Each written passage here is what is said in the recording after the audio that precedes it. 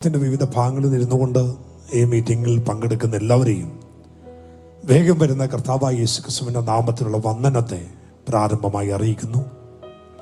അനുഗ്രഹിക്കപ്പെട്ട worship lead ചെയ്ത അനുഗ്രഹിക്കപ്പെട്ട ആ പയ്യമോനെ ഓർത്ത് ഞാൻ സ്തോത്രം ചെയ്യുന്നു. കർത്താവിൻ്റെ ദാസന് ഒരു സർജറിയൊക്കെ കഴിഞ്ഞ കാര്യം ഞാൻ ഇന്ന് വൈകിട്ടാണ് അറിയുന്നത്. അതൊരു നല്ലൊരു വാർത്തയല്ലായിരുന്നു, മനസ്സിനൊരു വിഷമമുണ്ടാക്കുന്ന കാര്യമായിരുന്നു.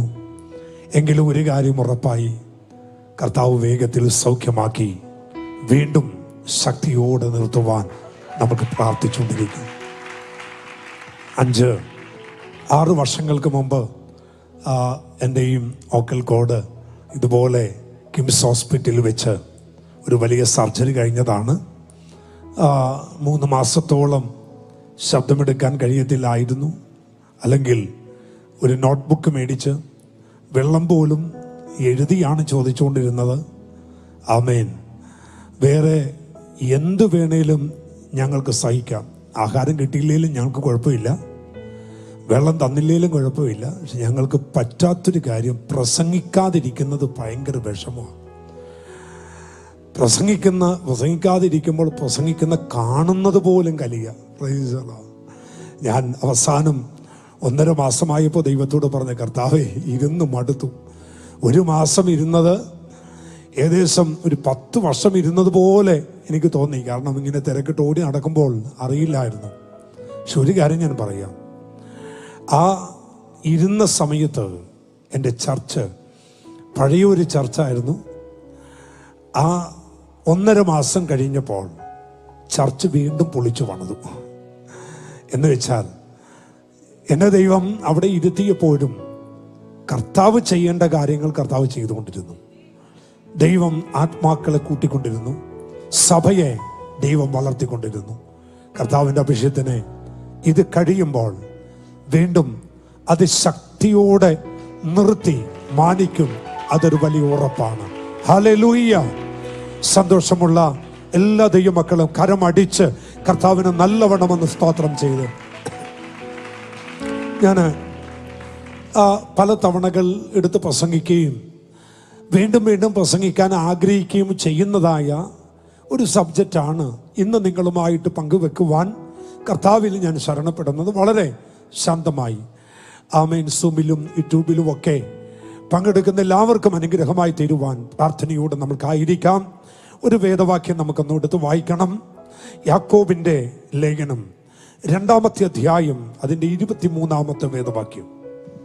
അബ്രഹാം ദൈവത്തെ വിശ്വസിക്കുകയും അത് അവന് നീതിയായി കണക്കിടുകയും ചെയ്തു എന്നുള്ള തിരുവെഴുത്ത് നിവൃത്തിയായി അവൻ ദൈവത്തിന്റെ സ്നേഹിതൻ എന്ന് പേർ പ്രാപിച്ചു. വളരെ അനുഗ്രഹിക്കപ്പെട്ടതായ ഒരു വേദവാക്യമാണ് നമ്മൾ ഇന്നത്തെ ദൈവവചന ചിന്തയ്ക്ക് വേണ്ടി എടുത്തിട്ടുള്ളത്. ആരെങ്കിലും ആ റെഫറൻസ് കേൾക്കാതെ ഉണ്ടെങ്കിൽ, എടുക്കാതെ ഉണ്ടെങ്കിൽ ഒരു പ്രാവശ്യം കൂടി പറയുന്നു. യാക്കോബിന്റെ ലേഖനം 2-ാമത്തെ അധ്യായം അതിന്റെ 23-ാമത്തെ വേദവാക്യം. അനുഗ്രഹിക്കപ്പെട്ടതായ പുതിയ നിയമ ലേഖനങ്ങളിൽ യാക്കോബിന്റെ ലേഖനത്തിൽ കുറച്ച് കാര്യങ്ങളെ അതിനകത്ത് ഉള്ളടക്കം ചെയ്തിട്ടുള്ളൂ. ഒരുപാട് കാര്യങ്ങളൊന്നും നീട്ടിപ്പിടിച്ച് എഴുതിയ ഒരു പുസ്തകമല്ല. അപ്പോൾ തന്നെ യാക്കോബ് വിശ്വാസത്തിന്റെ ഒരു അപ്പോസ്തലൻ കൂടിയാണ്. ആ ദൈവമനുഷ്യൻ അനവധി വിശ്വാസത്തിന്റെ കാര്യങ്ങളും പരീക്ഷ സഹിക്കുന്ന കാര്യങ്ങളും ഒരു ദൈവ പൈതലിന്റെ ഉറപ്പിന്റെ കാര്യങ്ങളുമൊക്കെ പഠിപ്പിക്കുകയും പറയുകയും ചെയ്ത ദൈവദാസനാണ്. എന്നാൽ 2-ാം അധ്യായത്തിൽ പഴയ നിയമ ഭക്തന്മാരുടെ ചരിത്രങ്ങൾ തൊട്ട് വരുന്ന കൂട്ടത്തിൽ യാക്കോബ് എടുത്തു പറഞ്ഞൊരു കാര്യമുണ്ട്. 2-ാം അധ്യായത്തിൽ 23-ാമത്തെ വാക്യത്തിൽ അബ്രഹാമിന്റെ ചരിത്രം താൻ അവിടെ തൊടുകയാണ്. അവിടെ വായിച്ചു കേട്ട വാക്യം ഇങ്ങനെയാണ്: അബ്രഹാം ദൈവത്തിന്റെ സ്നേഹിതൻ എന്ന പേരിനാൽ അറിയപ്പെട്ടു. കരമുയർച്ച നല്ലൊരു ആമേൻ എന്ന് പറഞ്ഞേ. ആരാണ് അബ്രഹാം എന്ന് ഞാൻ പ്രസംഗിക്കേണ്ട കാര്യമൊന്നുമില്ല. ഇവിടെ വന്ന ദൈവദാസന്മാരെല്ലാം, കർത്താവിന്റെ അഭിഷിക്തന്മാരെല്ലാം തന്നെ അബ്രഹാമിന്റെ ചരിത്രം വളരെ നന്നായി പ്രസംഗിച്ചിട്ടുണ്ട്. 12-ാം അധ്യായത്തിൽ ദൈവം ആമേൻ വാഗ്ദത്തം കൊടുത്ത് വിളിച്ചു. 15-ാം അധ്യായത്തിൽ വാഗ്ദത്തം കൊടുത്ത ദൈവം ഉറപ്പിച്ചു. ഞാനുണ്ട് എന്ന് വാക്ക് പറഞ്ഞ് വീണ്ടും ധൈര്യപ്പെടുത്തി. 18-ാം അധ്യായത്തിൽ വന്നപ്പോൾ ദൈവത്തിന്റെ ഒരാഴമായ എൻകൗണ്ടർ ആ 18-ാം അധ്യായത്തിൽ ഉണ്ടായി. വീണ്ടും 22-ാം അധ്യായത്തിലേക്ക് വരുമ്പോൾ ചില പരിശോധനകളിലും പരീക്ഷകളിലൂടെയും പുറത്തു കൊണ്ടുവന്ന് 12-ാം അധ്യായത്തിൽ ദൈവം പറഞ്ഞ വാഗ്ദത്തങ്ങൾ അബ്രഹാമിൽ ദൈവം നിവർത്തിക്കാനിടയായി. എന്നെ ആഴമായി സ്വാധീനിച്ച ഒരു വാക്യമാണ് നമ്മൾ ഇന്നെടുത്ത വേദവാക്യം. അബ്രഹാം എന്ന് പറയുന്ന മനുഷ്യൻ വിശ്വാസത്തിന്റെ പിതാവാണ് എന്ന് നാം എല്ലാം പറയാറുണ്ട്.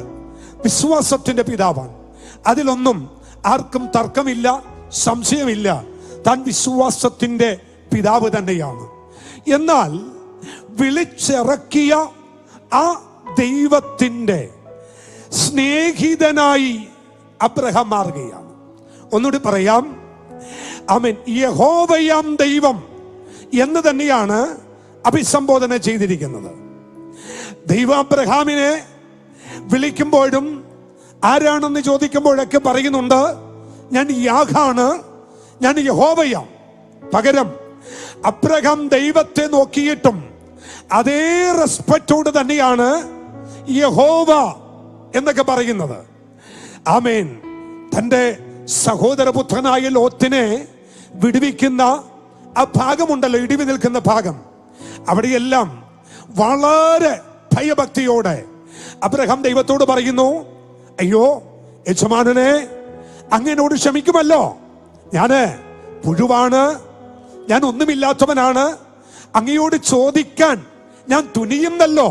അപ്പൊ എത്രമാത്രം ദൈവത്തെ ദൈവമായി കണ്ടിട്ടാണ് അബ്രഹാം ദൈവത്തെ ആരാധിക്കുന്നതും ദൈവത്തെ സേവിക്കുന്നതും.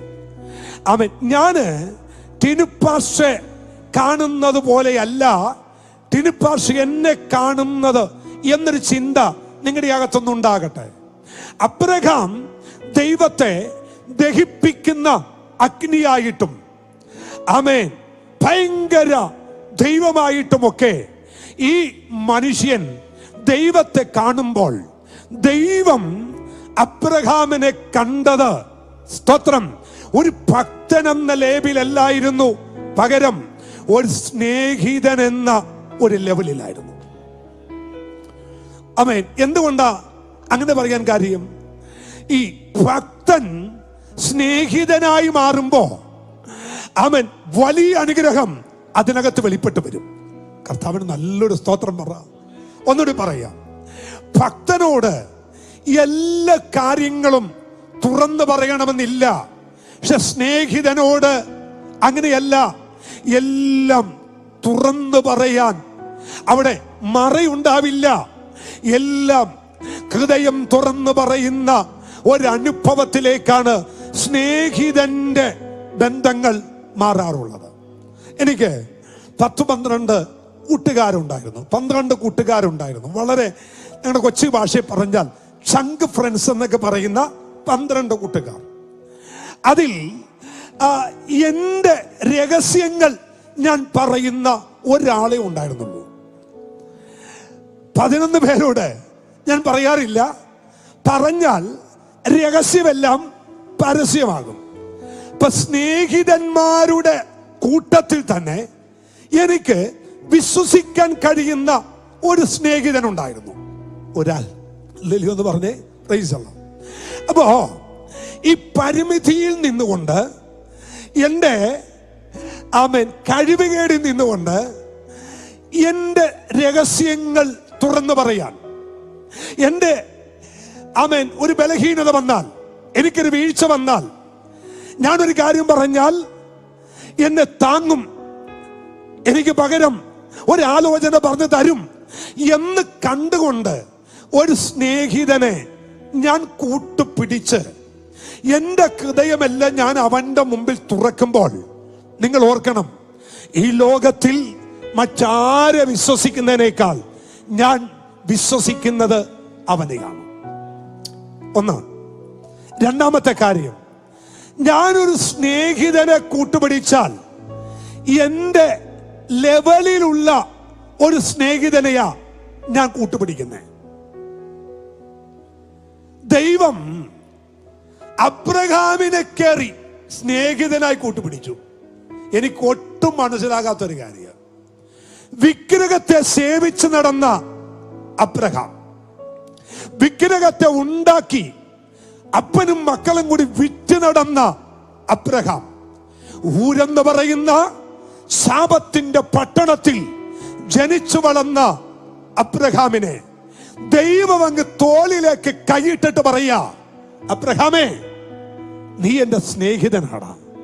ഒരല്ലലി ഒന്ന് പറയാൻ പറ്റുമോ? നീ എന്റെ സ്നേഹിതനാ, നീ എന്റെ സ്നേഹിതനാ. ഇനി ഒരു കാര്യം കൂടി, പണ്ട് എവിടെയോ വായിച്ചു വിട്ട ഒരു കാര്യമാണ്. ആരോ പ്രസംഗിച്ചതാണോ എന്ന് എനിക്കറിയില്ല, എന്റെ ഓർമ്മയിലുള്ള പറയാ. ഒരു മനുഷ്യൻ പറയാണ്, ഹേ സഹോദര, നിന്റെ സ്നേഹിതനെ എനിക്ക് കാണിച്ചു തരിക, നീ ആരാണെന്ന് ഞാൻ നിന്നോട് പറയാം.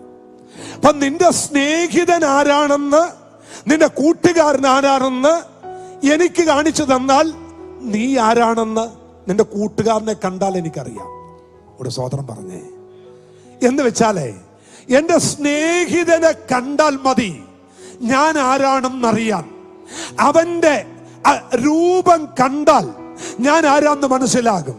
അവന്റെ വായിൽ നിന്ന് വരുന്ന വാക്കുകൾ കേട്ടാൽ ഞാൻ ആരാന്ന് മനസ്സിലാകും. അങ്ങനെയാണെങ്കിലേ ദൈവം അബ്രഹാമിനെ കയറി സ്നേഹിതനാക്കണമെങ്കിൽ ദൈവം ആഗ്രഹിക്കുന്ന നിലവാരത്തിൽ ഒരു വലിയ ക്വാളിറ്റി ഉള്ള ഒരു മനുഷ്യനല്ലേ അബ്രഹാം എന്ന് പറയുന്ന മനുഷ്യൻ. ഇനി ഒന്നുകൂടി പറയാം,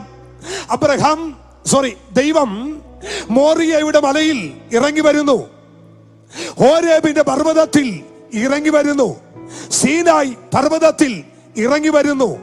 ഇവിടെയെല്ലാം ദൈവം ഇറങ്ങി വരുമ്പോൾ ദൈവം ആവർത്തിച്ചു പറയുന്ന ഒരു പേരുണ്ട്.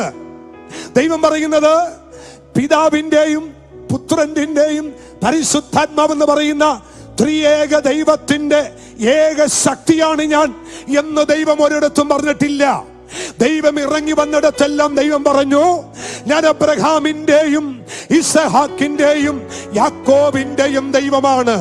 ഒന്നുകൂടി വിളിച്ചു പറയാം, ദൈവം ഒരു സ്നേഹിതനെ തെരഞ്ഞെടുത്താൽ, ആ സ്നേഹിതന്റെ തോളിൽ കൈയിട്ടാൽ, നാളെ കൊട്ടാരക്കരെ വന്ന് അവൻ ഞാൻ ഇന്നാളുടെ സ്നേഹിതനെന്ന് പറഞ്ഞാൽ മൂക്കത്ത് വിരൽ വെക്കേണ്ട ഗതികേട് ദൈവത്തിന് ഉണ്ടാവാതിരിപ്പാൻ ദൈവം ഒരു സ്നേഹിതനെ തെരഞ്ഞെടുക്കണമെങ്കിൽ അവന് ചില ഗുണങ്ങൾ ഉണ്ടായിരിക്കണം, അവന് ചില ക്വാളിറ്റികൾ ഉണ്ടായിരിക്കണം, അവനിൽ ദൈവകൃപയുണ്ടായിരിക്കണം.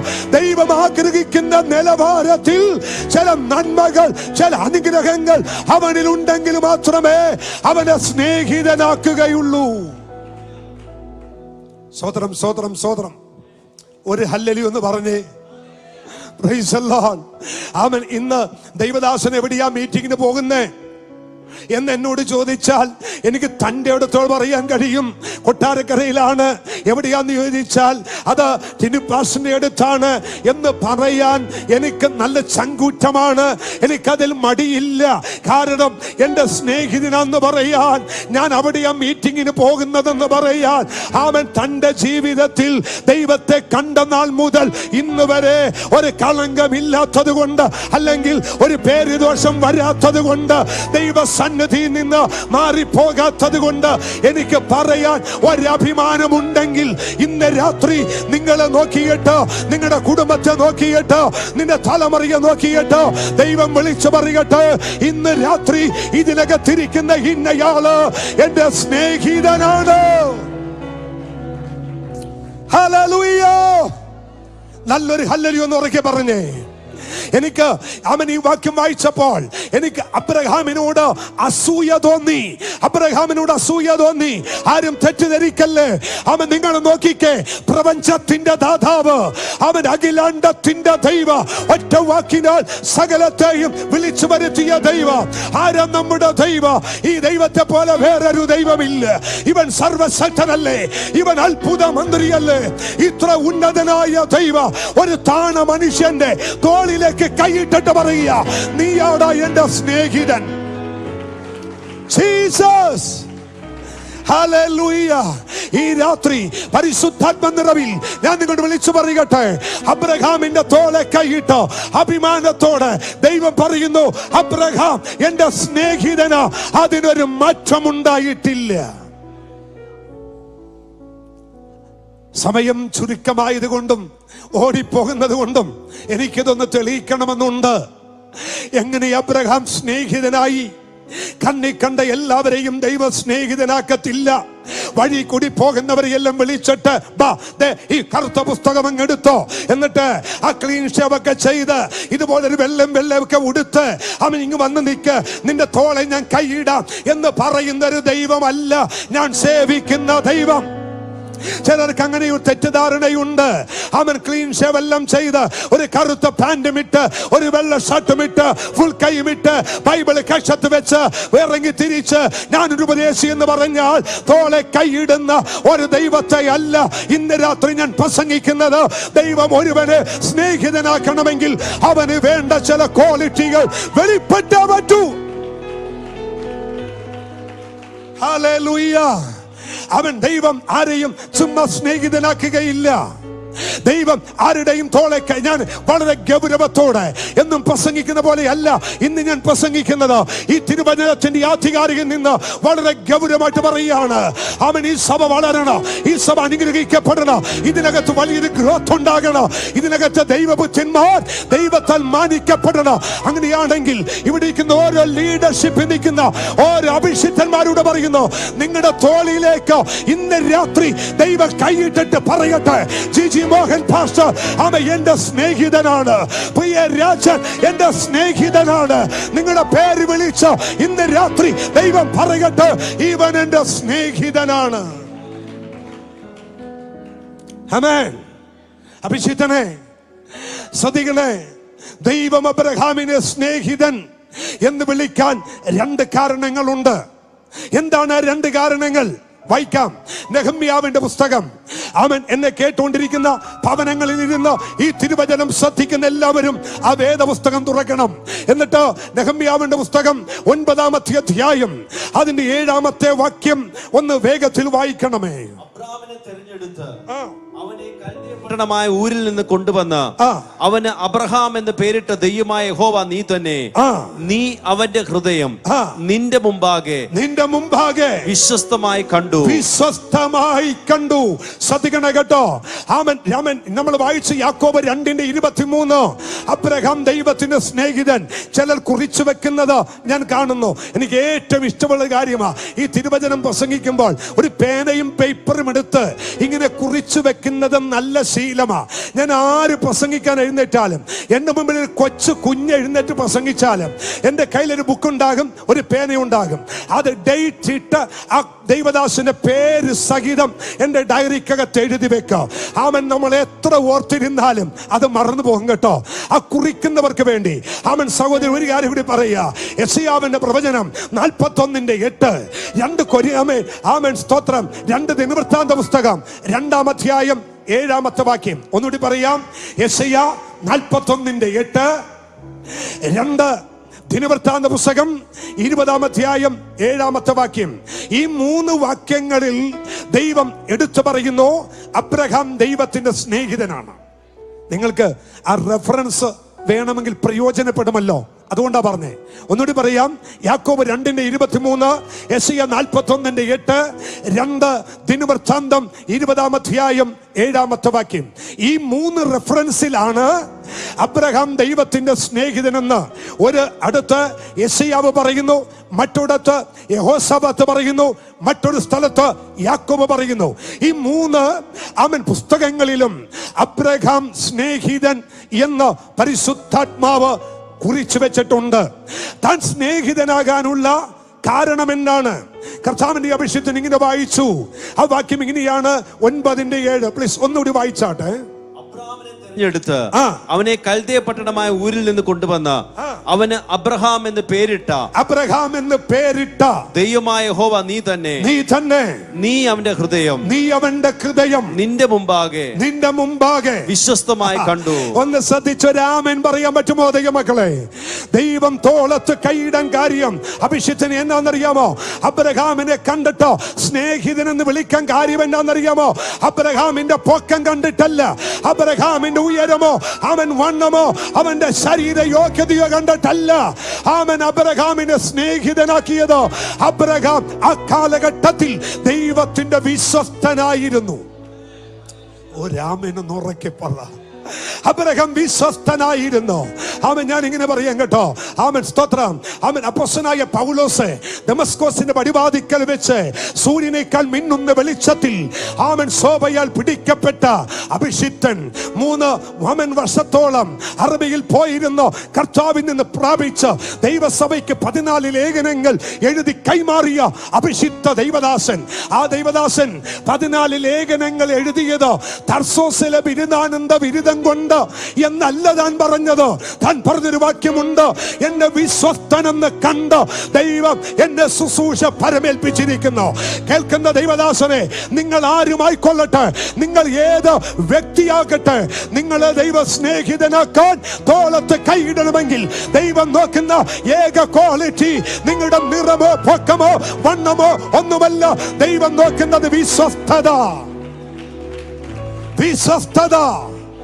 ഒരു ഹല്ലേലൂയ എന്ന് പറ.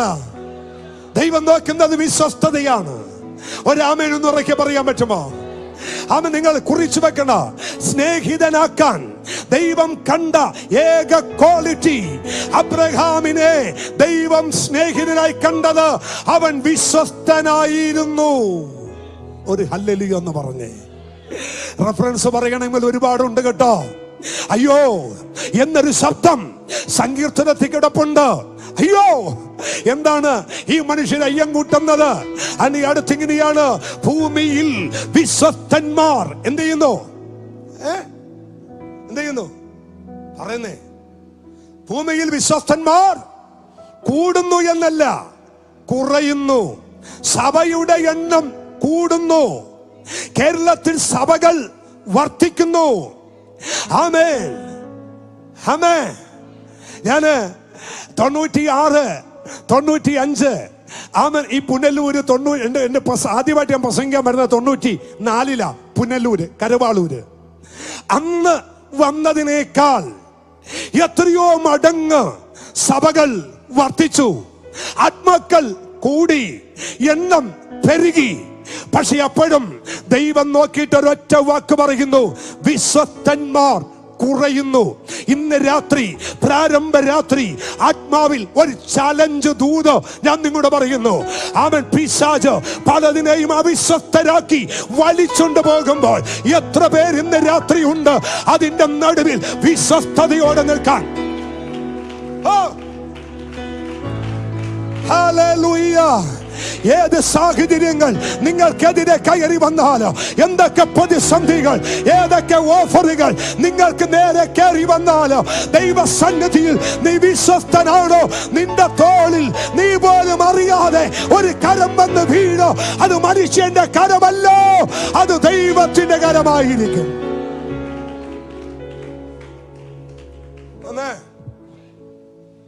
ഇന്നലെ അവൻ കർത്താവിന്റെ ദാസൻ അഭിഷിക്തൻ ജോഷി പാഷ എന്റെ ഗുരുവാണ്. എന്നെ വിശ്വാസത്തിലേക്ക് നടത്തി അഭിഷിക്തനാ. ഞാൻ സാക്ഷ്യം പറഞ്ഞിട്ടുണ്ട്. ഈ ഷർട്ടിന്റെ ബട്ടണൊന്നും ഞാൻ ഇടത്തില്ലായിരുന്നു. അവസാനത്തെ 2 ബട്ടൺ ഇടത്തുള്ളായിരുന്നു, പിന്നെ തുറന്നിടും. മുണ്ടും മടക്കി കുത്തുന്നത് സാധാരണ ആളുകൾ കുത്തുന്ന പോലെയല്ല. ഇവിടെ വെച്ചാ കുത്തിക്കൊണ്ടിരുന്നേ, ഇങ്ങനെയാ കുത്തിക്കൊണ്ടിരുന്നേ. കണ്ടന്ന് തോളിലേക്ക് കൈയിട്ട് ആദ്യം ഷർട്ടിന്റെ ബട്ടൺ ഇട്ട് തന്നു. എന്നിട്ട് ആ നെഞ്ചിൽ കയറ്റിയ മടക്കി കുത്ത് അഴിച്ചിട്ടിട്ട് പറഞ്ഞു, നമ്മൾ ആണുങ്ങളല്ലേ, താഴേക്ക് അഴിച്ചിട്. ഒരു സ്വത്രം പറഞ്ഞേ. ആമേ. അന്ന് തൊട്ട് കൂടി, അന്നു മുതൽ കൂടി ഊണിലും ഉറക്കത്തിലും ഉണ്ടായിരുന്നു. ആ അഭിഷിക്തൻ ആലപ്പുഴയിലേക്ക് കൊച്ചിയിൽ നിന്നും സ്ഥലം മാറ്റി പോകുമ്പോൾ നിങ്ങൾ കേൾക്കണോ, ആമേൻ, സ്തോത്രം. എന്റെ ജീവിതത്തിൽ ഞാൻ ഇതുപോലെ കരഞ്ഞ ദിവസമില്ല. ആലപ്പുഴയിൽ നിന്നും കൊച്ചിയിൽ നിന്നും ഒരു വാഹനത്തിനകത്ത് ദൈവദാസന്റെ വീട്ടു സാധനങ്ങൾ കയറ്റി കൊണ്ടുപോകുമ്പോൾ ആ ലോറിയുടെ മുമ്പിൽ ഞാൻ കയറിയിരുന്നു. കൊച്ചി മുതൽ ആലപ്പുഴ വരെ വാവിട്ട് ഞാൻ കരഞ്ഞു. എന്നിട്ട് പറഞ്ഞു, എന്റെ കർത്താവേ, എന്റെ ദൈവദാസനെ, എന്റെ അഭിഷിക്തനെ കൊച്ചിയിൽ നിന്ന് ആലപ്പുഴക്ക് കൊണ്ടുപോകുന്നു. എനിക്ക് കാണാൻ കഴിയത്തില്ല. ഞാൻ എല്ലാ ദിവസവും രാവിലെ ഞാൻ ഓടിച്ചെല്ലും. വാതി തുറക്കുമ്പോൾ ഞാൻ ഉണ്ടായിരിക്കും. എനിക്ക് പാസ്റ്റാൻഡി ചായ എടുത്തു തരും. ഞങ്ങൾ രണ്ടുപേരും കൂടി മുറിക്കകത്തേക്ക് കയറും. അന്യഭാഷ പറയാൻ തുടങ്ങും, പ്രാർത്ഥിക്കാൻ തുടങ്ങും. ആ പായയിൽ ഇരുന്നാണ് പ്രാർത്ഥന ഞാൻ പഠിച്ചത്. അവിടെ ഇരുന്നാണ് പ്രസംഗം തയ്യാറാക്കി പഠിച്ചത്. പക്ഷെ ഒരു കാര്യം ഞാൻ പറയാ, ജീവിതത്തിൽ ഒരുപാട് തവണകൾ പല സാഹചര്യങ്ങൾ വന്നിട്ടും ഞാനൊരു തീരുമാനമെടുത്തു. എന്റെ ദൈവദാസന് വേണ്ടി, എന്റെ കർത്താവിന്റെ അഭിഷിക്തനോട് ഞാൻ അവിശ്വസ്തത കാണിക്കയില്ല. ഈ ദൂത് നിങ്ങളോടുള്ള ദൂതാണ് കേട്ടോ. പക്ഷെ മാനിച്ച എന്നാന്നറിയോ? ആമേൻ, ദൈവം മാനിച്ചു, ഇരട്ടിയായി അനുഗ്രഹിച്ചു. എന്റെ ഭാഷ പറഞ്ഞ ഓടിച്ചിട്ട് അനുഗ്രഹിച്ചു. ഒരു ഹല്ലേലൂയ ഒന്ന് ഉറക്കെ പറ. അബ്രഹാമിനെ സ്നേഹിതനാക്കാനുള്ള ഏക കാരണം, അബ്രഹാം ആരാ? ഉറക്കെ പറ. വിശ്വസ്തന. എവിടെയെല്ലാം നിങ്ങൾ വിശ്വസ്തരായിട്ടുണ്ടോ അവിടെയെല്ലാം ഒരു അനുഗ്രഹം നിങ്ങളുടെ പുറകിലുണ്ട്. കുടുംബ ജീവിതത്തിനകത്ത്, ഭാര്യ ഭർത്തൃ ബന്ധത്തിനകത്ത് നീ വിശ്വസ്തനാണോ? ഭർത്താവിന്റെ ജീവിതത്തിൽ ഭാര്യ വിശ്വസ്തയാണോ? ഭർത്താവിനോട് ഭാര്യയോടുള്ള ബന്ധത്തിൽ ഭർത്താവ് വിശ്വസ്തനാണോ? ഹല്ലേലൂയ. പഠിക്കുന്ന കുഞ്ഞുങ്ങളെ, നിങ്ങൾ പഠിക്കുന്ന കോളേജിൽ, നിങ്ങൾ പഠിക്കുന്ന ക്ലാസുകളിൽ നിങ്ങളുടെ ഗുരുനാഥന്മാർക്ക് നിങ്ങൾ വിശ്വസ്തരാണോ? നിങ്ങളായിരിക്കുന്ന ആലയത്തിൽ, നിങ്ങളായിരിക്കുന്ന ദൈവദാസന്മാരിൽ നിങ്ങൾ വിശ്വസ്തരാണോ? ഇന്ന് രാത്രി ഉയരത്തിന്നൊരു കര നിങ്ങളുടെ തോളിൽ വരുന്നുണ്ട്. ഉയരത്തിന്നൊരു കര നിന്റെ തോളിൽ വരുന്നുണ്ട്. ആ കരം തൊട്ടിട്ട് പറയുന്നു, നീയാണ് വിശ്വസ്ത, നീയാണ് വിശ്വസ്ത. ഈ ദൈവം ഒരിക്കലും നിന്നെ മറക്കുകയില്ല. ഹല്ലേലൂയ. കരം അവിടിച്ച് കർത്താവിന്റെ ഒരു നല്ലാമേ പറഞ്ഞേ. ഹല്ലേലൂയ. ഒരുപാട് വിവരിക്കാൻ മുമ്പിൽ സമയമില്ലാത്തതുകൊണ്ട് കമ്പി വാക്യം പോലെ പറയാം. ഒരിക്കലേ ഒരു പെൺകുട്ടി ഉണ്ടല്ലോ, ഒരു കൊച്ചു പെൺകുട്ടി, അടിമ പെൺകുട്ടി. ആമേൻ, ആമേൻ. ബാബേലിലേക്ക് പിടിച്ചോണ്ട് പോയ അരാം പാളയത്തിനകത്ത് കൊണ്ടുപോയി. സ്തോത്രം. നയമാൻ എന്ന് പറയുന്ന മന്ത്രിയുടെ വീട്ടിലെ കുശീഞ്ഞക്കാരിയായി നിർത്തിയ, അടുക്കള പണിക്ക് നിർത്തിയ ഒരു പെൺകൊച്ചിനെ നിങ്ങൾക്കറിയാമോ? ഒരു ബാലകി. Price the Lord. അവള് യജമാനത്തോട് പറയാണ്, അയ്യോ യജമാനത്തി, നമ്മുടെ യജമാനനുണ്ടല്ലോ, അങ്ങ് കുഷ്ഠരോഗമല്ലേ, കൊണ്ടുപോകാവുന്ന മെഡിക്കൽ കോളേജ് എല്ലാം കൊണ്ടുപോയി, കൊണ്ടുപോകാവുന്ന ഹോസ്പിറ്റൽ എല്ലാം കൊണ്ടുപോയി, ഒരു രക്ഷയില്ലല്ലോ. എന്നാലേ ഞാൻ ഒരാളെ പറഞ്ഞു തരാം, ഞാൻ ഒരാളെ കാണിച്ചു തരാം. അങ്ങൊന്ന് ശമര്യ വരെ പോയിരുന്നെങ്കിൽ അവിടെ ഒരു പ്രവാചകനുണ്ട്, അവന്റെ പേര് എലീശ എന്നാണ്. അവിടം വരെ ചെന്നാൽ, അവിടം വരെ ചെന്ന് കിട്ടിയാൽ നീ രക്ഷപ്പെട്ടു. നിന്റെ ജീവിതം മാറോ, നിന്റെ ശുശ്രൂഷ മാറോ, നിന്റെ സൗഖ്യം ദൈവം നിനക്ക് നൽകി തരും. Praise God. ആ പെൺകുട്ടി ബന്ധിക്കപ്പെട്ട് കിടക്കുമ്പോഴും, ക്ഷമിക്കണം കേട്ടോ, അടിമ ചങ്ങല അവളുടെ തല കിടക്കുമ്പോഴും ദൈവ സന്നിധിയിൽ അവൾ വിശ്വസ്തത കാണിച്ചു. ഒരു ഹല്ലേലൂയ എന്ന് ഉറക്കെ പറ. ആമേൻ. എന്നാൽ ഗേഹസി ആരുടെ ശിഷ്യനാ? ആരുടെ? എലീശയുടെ അല്ലേ? എലീശയുടെ, ഏലിയാവിന്റെയാണ്. എലീശയുടെ. ഈ പെൺകുട്ടി പറഞ്ഞ് എലീശയുടെ നയമാനെ വിട്ടു. നയമാൻ സൗഖ്യമൊക്കെ പ്രാപിച്ചു. പക്ഷേ ഒരു വിശ്വസ്തത കാണിച്ചൊരു പെൺകുട്ടി നിമിത്തം ഒരു നയമാൻ ശമരിയ വന്ന് സൗഖ്യം പ്രാപിച്ച് തിരിച്ചു പോകുമ്പോ വെക്കാവുന്നതെല്ലാം എലീശയുടെ മുമ്പിൽ വെച്ചു കൊടുത്തു. 10-12 ജോഡി പൊന്നും വസ്ത്രവും എല്ലാം വെച്ചു കൊടുത്തു. പുള്ളി പറഞ്ഞു, എനിക്കിതൊന്നും വേണ്ട, കൊണ്ടുപോയിക്കോളാൻ പറഞ്ഞു. എലീശ മടക്കി വിട്ട നയമാൻ പോയതിന്റെ പുറകെ ഒരുത്തനങ്ങ് പോയി. ഒരു സ്വത്രം പറഞ്ഞേ, ഒരുത്തനങ്ങ് പോയി. ചെന്ന് കൈ കാണിച്ചങ്ങ് തടുത്ത് നിർത്തിയിട്ട് പറഞ്ഞു, സാറേ ക്ഷമിക്കണേ, സാറിനെ എന്റെ യജമാനൻ പറഞ്ഞു വിട്ട് ഏതാനും നിമിഷം കഴിഞ്ഞപ്പോ ഞങ്ങളുടെ കൂടാരത്തിൽ കുറച്ച് ആളുകൾ വന്നു. അവർക്ക് കൊടുക്കാൻ 2-3 ജോഡി വസ്ത്രവും കുറച്ച് സ്വർണ്ണ നാണയവും ഒക്കെ തന്നിരുന്നെങ്കിൽ കൊള്ളായിരുന്നു. അതെന്നാ, നയമാനുണ്ടല്ലോ, സൗഖ്യം കിട്ടിയ സന്തോഷത്തിൽ തീമർത്ത് നിൽക്കുകയല്ലേ, കൊണ്ടുവന്നതെല്ലാം ചൊരിഞ്ഞിട്ടിട്ട് പോകാൻ നിൽക്കുക. ആമൻ ഗേഹസിയോട് പറഞ്ഞു, ഗേഹസിയെ, ഇത്രയും വലിയൊരു ദൈവം എന്നെ സൗഖ്യമാക്കി, പിന്നെ എന്തിനാ എനിക്കിത്? എല്ലാം കൂടി ഗേഹസിക്ക് അങ്ങ് കൊടുത്തിട്ട് ഇത് വാങ്ങിച്ച് ഗേഹസിയുടെ കൂടാരത്തിൽ കൊണ്ടുപോയി അങ്ങ് കുഴിച്ചിട്ട് ആരും കാണാതെ അത് മറവൊക്കെ ചെയ്ത് അടയാളമൊക്കെ വെച്ച് തിരിച്ചു വന്ന് ആ കൂടാരത്തിന്റെ വാതിക്കൽ നടന്ന് ഇങ്ങനെ സ്തോത്രവും അന്യഭാഷയും പറഞ്ഞ് ആരും അറിയാത്ത പോലെ ഇങ്ങനെ നൂറ്റടിച്ച് 2 അന്യഭാഷയൊക്കെ പറഞ്ഞു നടക്കുമ്പോ അകത്തൊന്നൊരു വിളി പുറത്തോട്ട്. ആ വിളി കേട്ടോ, ഗേഹസിയേ. ഗേഹസി പറഞ്ഞു, അടിയൻ ഇവിടെ ഉണ്ട്, അഭിഷിക്തനെ ഞാൻ ഇവിടെ ഉണ്ട് പറഞ്ഞാട്ടെ. ഉടനെ അകത്തുനിന്ന് അടുത്ത ശബ്ദം, ഗേഹസി, സ്വർണവും വെള്ളിയും പൊന്നും നിലവും ഒക്കെ ഉണ്ടാക്കേണ്ട സമയമാണോ ഇത്? നീ ഒരവിശ്വസ്തത കാണിച്ച നിമിത്തം ആ യോർദാനിൽ നയമാൻ മുങ്ങിയപ്പോൾ അവന്റെ ശരീരത്തുണ്ടായ കുഷ്ഠം മുഴുവൻ യോർദാന്റെ നദിയിൽ ഇപ്പോൾ ഒഴുകി നടക്കുന്നു. ആളില്ലാതെ നടക്കുന്നു, ആളെ തിരഞ്ഞു നടക്കുന്നു.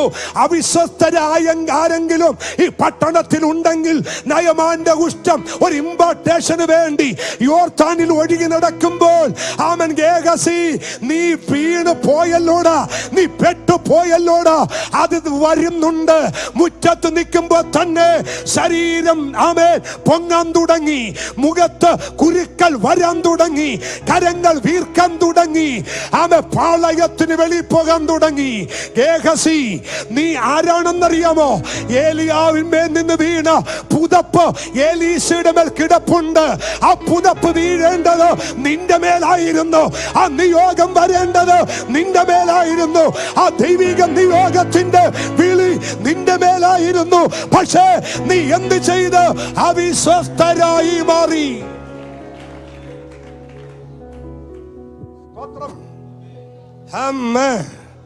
വളരെ ശക്തമായി ഒരു ദൂതൻ പറയട്ടെ. ആമേൻ, സ്തോത്രം. ഇതെന്റെ വ്യക്തിപരമായ മെസ്സേജാണ്. Price the Lord. കർത്താവിന്റെ ദാസന്മാർ ഇവിടെ ഉണ്ട്. ആമേൻ. എന്നെ കേട്ടുകൊണ്ടിരിക്കുന്ന ഒരുപാട് പേരുണ്ട്.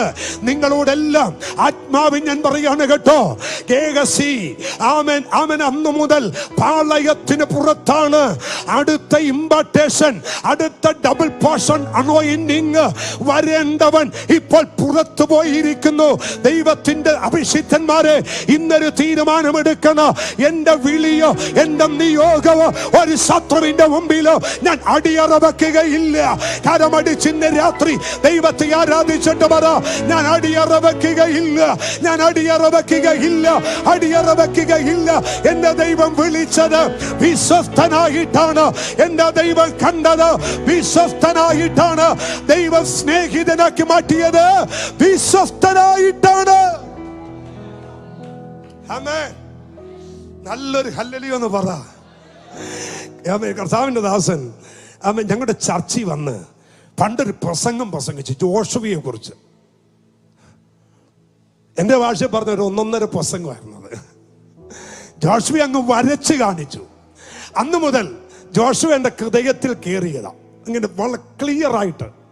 അന്ന് പറഞ്ഞു, അഭിഷിക്തൻ പറഞ്ഞൊരു കാര്യമുണ്ട്. ഈ മോശ പർവ്വതത്തിൽ നിന്നും ഇറങ്ങി വരുമ്പോ 40 ദിവസം കഴിഞ്ഞ് മടങ്ങി വരുമ്പോ പാളയത്തിൽ കേൾക്കുന്ന ആരവാരം കേട്ടിട്ട് മോശ ജോഷുവോട് ചോദിക്കുന്നുണ്ട്, നാം കേൾക്കുന്ന ഈ ആരവാരം എന്താണ്? അപ്പൊ ജോഷുവ പറയുന്നുണ്ട്, തോറ്റവരുടെയുമല്ല ജയിച്ചവരുടെയുമല്ല. എന്റെ അർത്ഥം, ഈ പുള്ളിക്ക് കൃത്യമായിട്ട് അറിയില്ല താഴെ എന്നാ നടക്കുന്നതെന്ന്.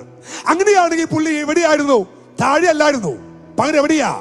40 നാൾക്ക് മുൻപ് തന്റെ യജമാനൻ സീനായി പർവ്വതത്തിൽ കയറി പോകുമ്പോൾ ദാണ്ട് അവിടം വരെ ഒന്ന് കൊണ്ടുവന്നാക്ക് ജോഷുവേ എന്ന് പറഞ്ഞ് വിളിച്ചോണ്ട് പോയതാ. ജോഷുവോട് പറഞ്ഞു, എന്നെ ദൈവം വിളിച്ചിട്ടുണ്ട് സീനായിലേക്ക്. ഒരു കാര്യം ചെയ്യ്, ആ ബൗണ്ടറി വരെ നീ എന്റെ കൂടെ വാ. ഓക്കെ ഉപദേശി, ഞാനും വരാം എന്ന് പറഞ്ഞ് സീനായിയുടെ ബൗണ്ടറി വരെ ജോഷുവ ചെന്നു. മോശ വിചാരിച്ചു, ഞാൻ കേറി പോന്നപ്പോ ജോഷുവ പോയി കാണും. പോയില്ല. ദൈവം മഹത്വത്തിന്റെ അകത്ത്, ദൈവ തേജസ്സിന്റെ അകത്ത് 40 ദിവസം വെള്ളം കുടിക്കാതെ, ആഹാരം കഴിക്കാതെ മോശ ഇരുന്ന ചരിത്രം നമ്മൾ വായിച്ചിട്ടുണ്ട്. പക്ഷെ ഇറങ്ങി അടുത്ത ബൗണ്ടറിയിൽ വരുമ്പോൾ തന്നെ കൈ കൊടുത്ത് സ്വീകരിക്കാൻ ഒരുവൻ അവിടെ ഉണ്ടായിരുന്നു. അവന്റെ പേരാണ് ജോഷുവ. തീർന്നില്ല കേട്ടോ. അവൻ മോശയുടെ നിര്യാണ കാലം അടുത്തു. ആവർത്തനം 4:5 120 വയസ്സായപ്പോൾ ദൈവം പറയുന്നു, അത് മോശ ജനത്തോട് പറയുന്നു, ദൈവം എന്നോട് പറഞ്ഞിട്ടുണ്ട് എന്റെ ശുശ്രൂഷ അവസാനിക്കാറായി. ആമേൻ ദൈവം വിളിക്കുന്നു, ഞാൻ പോകാൻ പോകുന്നു. എന്നിട്ട് ദൈവത്തോട് മോശ ചോദിച്ചു, ദൈവമേ, അവൻ ചെങ്കടൽ കടത്തി കൊണ്ടുവന്ന 35 ലക്ഷം ജനത്തെ അങ്ങ് എന്റെ പക്കൽ ഏൽപ്പിച്ചു. ഇനി ഞാൻ ആരുടെ കയ്യിലാണ് ഈ ജനത്തെ ഏൽപ്പിക്കേണ്ടത്? ദൈവത്തിന് ആശങ്കയില്ല, ദൈവത്തിന് സംശയമില്ല. ജനത്തിന്റെ കൂട്ടത്തിലേക്ക് ദൈവം വിരൽ ചൂണ്ടിയിട്ട് പറഞ്ഞു, അവനെ ഏൽപ്പിക്ക്. നിയോഗം അവന്റെ മേലാണ്, അഭിഷേകം അവന്റെ മേലാണ്. ഇന്ന് രാത്രി വിശ്വസ്തനായി ആൾക്കൂട്ടത്തിൽ നിൽക്കുന്ന ദൈവ പൈതലേ, നിന്റെ മേലൊരു നിയോഗം വെളിപ്പെട്ട് വരാം, നിന്റെ മേലൊരു കൃപ വെളിപ്പെട്ട് വരാം. കരമടിച്ചിന്റെ രാത്രി ദൈവത്തെ ആരാധിച്ചിട്ട് പറ, മറക്കുന്ന ദൈവമല്ലോ.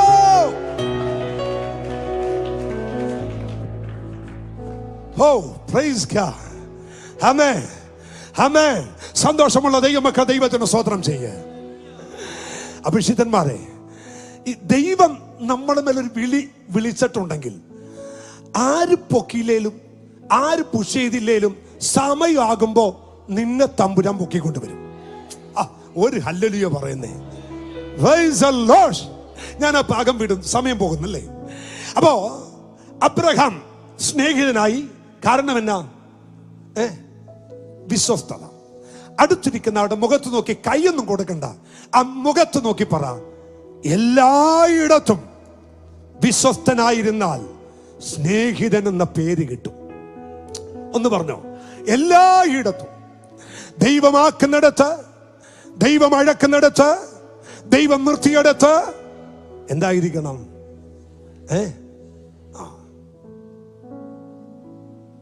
സോദരം നല്ലൊരു ഹല്ലേലൂയ എന്ന് പറഞ്ഞ. ഞാൻ എന്നും കടയിൽ പോയി പലചരക്ക് സാധനം മേടിക്കുന്ന ഒരു കടയുണ്ട്. ആ കടയിലെ ചേട്ടനും ഞാനും തമ്മിൽ ഭയങ്കര സ്നേഹിതനാണ്. ആ കടയിൽ സാധനങ്ങൾ പൊതിഞ്ഞ് കെട്ടിക്കൊടുക്കുന്ന ഒരു ചേട്ടനുണ്ട്. അപ്പൊ എന്റെ കുഞ്ഞുപ്രായം തൊട്ട് ഞാൻ ആ ചേട്ടനെ കാണുകയാ. ഇപ്പോഴും അവിടെ ഉണ്ട്. വയ്യ, പക്ഷെ ഇപ്പോഴും പുള്ളി അവിടെ ഉണ്ട്. അപ്പൊ ഞാനൊരിക്കലേ ഈ തങ്കപ്പൻ ചേട്ടനോട് ചോദിച്ചു, ഈ സാധനത്തൊന്നും മാറ്റിക്കൂടെ? അല്ല, തങ്കപ്പൻ ചേരും അടുത്തില്ലേ ഈ പുള്ളിയെ? പുള്ളി പറഞ്ഞു, എന്നാടാ നീ അങ്ങനെ പറഞ്ഞ്? അല്ല, എത്രയോ നല്ല ചെറുപ്പക്കാരുണ്ട്, ഇത് എന്ന് വിട്ടേ നിൽക്കുന്നതാ, ഇതൊരു പുരാവസ്തുവായിട്ട് നിൽക്കുന്നു, ഒന്ന് മാറ്റിക്കൂടെ? പുള്ളി പറഞ്ഞു, ഞാൻ നിന്നോട് പിന്നെ പറയാം. ഒരു ദിവസം കിട്ടിയപ്പോ എന്നോട് പറഞ്ഞുടാ, നീ കണ്ടോ ഈ പെട്ടിയുടെ താക്കോല് കണ്ടോ? ഞാൻ കണ്ടു. അത് ഞാൻ അഴിക്കാറില്ല, അത് വീട്ടിൽ കൊണ്ടുപോകാറില്ല, അത് ഞാൻ ഊരാറില്ല. ആ താക്കോൽ അവിടെയുണ്ട്. എന്റെ ഓർമ്മയിൽ ഇന്ന് വരെ ഞാൻ പൂട്ടിപ്പോയിട്ടില്ല. ഇന്ന് വരെ അതിനകത്ത് 5 പൈസ നഷ്ടമായിട്ടില്ല. 1 രൂപ ഇവിടെ നിന്നെടുത്ത് അങ്ങോട്ട് മാറിയിട്ടില്ല. ആ മനുഷ്യനൊരു ഹൈന്ദവനാ, ദൈവത്തെ അറിഞ്ഞവനല്ല, അന്യഭാഷ പറയുന്നവനല്ല. അവിജാതീയനായ മനുഷ്യൻ അയാളെ കുറിച്ച് പറയുക, അയാൾ വിശ്വസ്തനാന്ന്. ഈ പുസ്തകം കയ്യിലെടുത്ത നമ്മെ കുറിച്ച് ഒരു സാക്ഷ്യം ഒന്ന് പറയട്ടെ. ഒരു ഹല്ലേലൂയ പറ.